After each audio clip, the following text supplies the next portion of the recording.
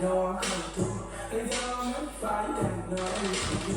If you like my job, I know what you got to do. How you listen to your folks, say I'm back to you. You know I do the most, and they can't do fast to you. You know if I would have nobody would have you. You know I get my heart, but that don't mean I have to. You these tries coming very personal. Sister, they make believe I'm never what they say to me. I know I ain't fucked, just what you think I say to you. This bitch I take money, what you think I take you. What you think I take you. They say I'm y'all don't wanna take too much from you. Say I do too much, man, I just do what I can do. They gonna be wrong, don't have to be wrong.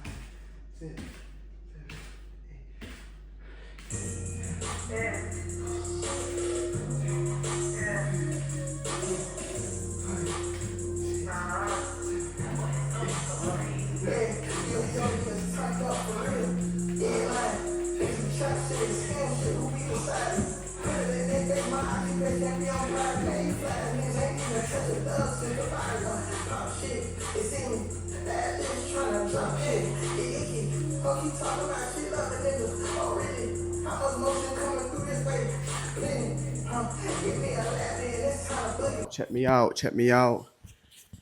Quick fit drip. This is how we come into the wedding. You know what I'm saying? This is how we come in. Super fly. We just activate. Woo! Woo! Straighten. Let me just straighten up this.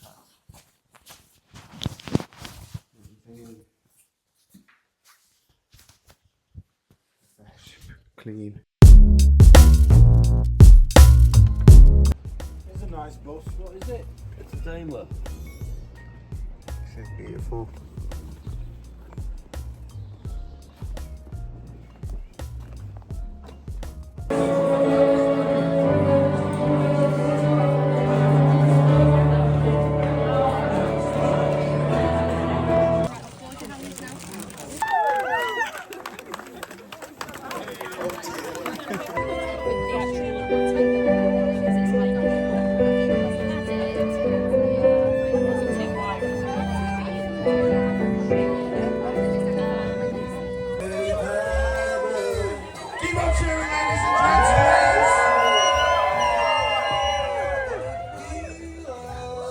Watch the veil.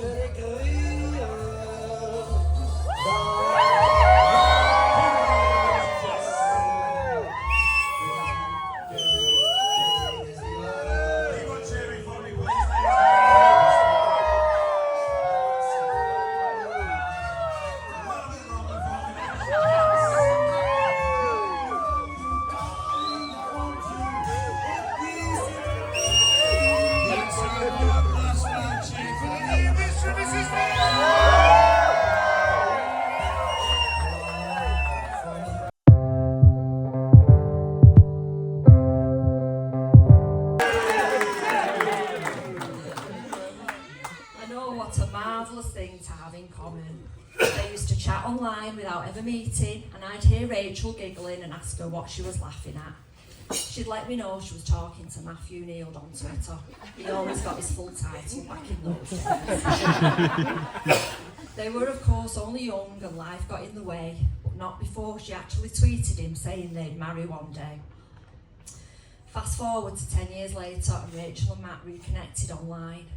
From the off, Matt told her he wasn't well, and in his own inimitable way, told her that if they were to meet up, that they better go the following week, before he got sick and his hair fell out. Very matter of fact, but always with humour despite the situation. Of course, Rachel went on that date. I've told this story so many times to anyone that will listen, but today you're my audience.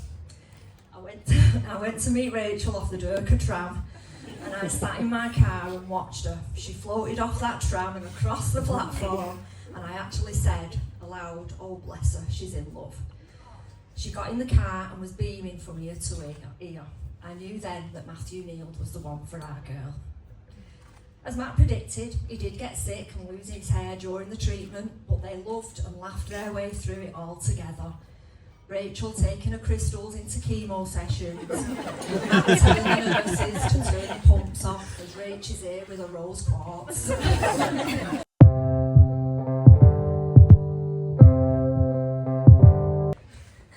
happy, Matty. Certainly is now. Really does hit home for me how much of a top match they really are. I'm sure the happy couple won't mind sharing a bit of that happiness with us all today. It's only fair, a lot of us have taken days off work.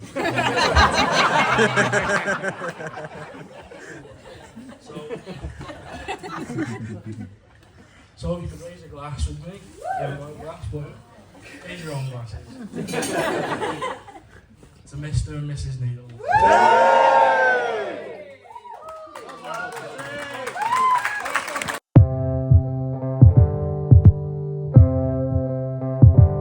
Let's see if I can avoid crying for the next 8 minutes and 47 seconds. So, I had originally prepared an absolutely fantastic speech for you all today, but unfortunately, now that I'm married, I've been told to read this one instead.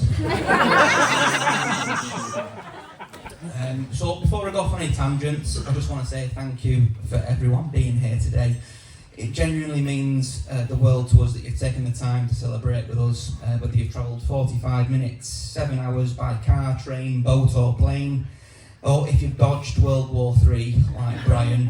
Thank you from the bottom of our hearts for being part of our special day. And whilst we thank you all for being here, we'd like to take a quiet moment to remember those who are not here with us today, the ones that we hold close in our hearts, who we wish could be here to share our day. Though they are absent, they are very much in our thoughts on our wedding day. So if you would, please raise a glass to absent family and friends. Absent family and friends. 2 hours. So we stay up all hours talking, laughing and getting to know each other, the kind of conversations where you forget to check the time and suddenly you realise it's far too late and far too early all at the same time.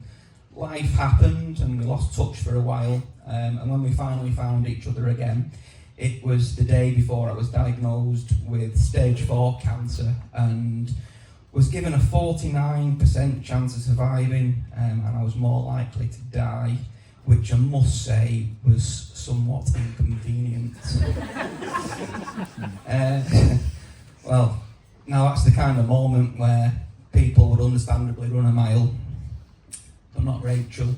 She didn't hesitate, she didn't flinch. She made a decision and she decided to come on a date with me, and she told me she was going to make me better. So our first date, which by the way I only managed to secure through what I'd like to call emotional blackmail. I basically said to Rachel, I said, listen, you're going to have to come and meet me in person before chemotherapy makes me look like a boiled egg. Extremely smooth. And somehow she agreed. So she bravely agreed to meet me at Roxy Ballroom in Manchester. Now, we'd been speaking online for years at this point, so in my head, she was going to be absolutely unbelievably beautiful, like her pictures, or a 60-odd-year-old man, like her dad.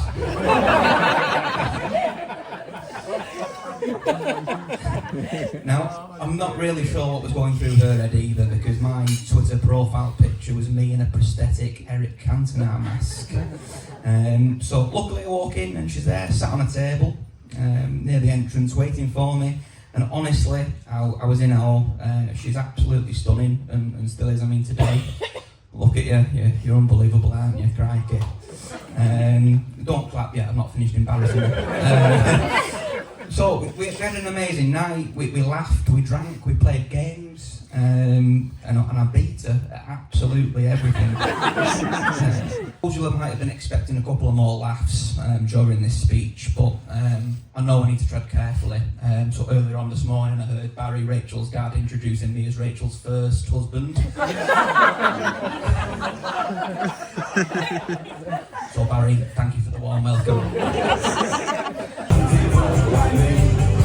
But she didn't understand. She just smiled.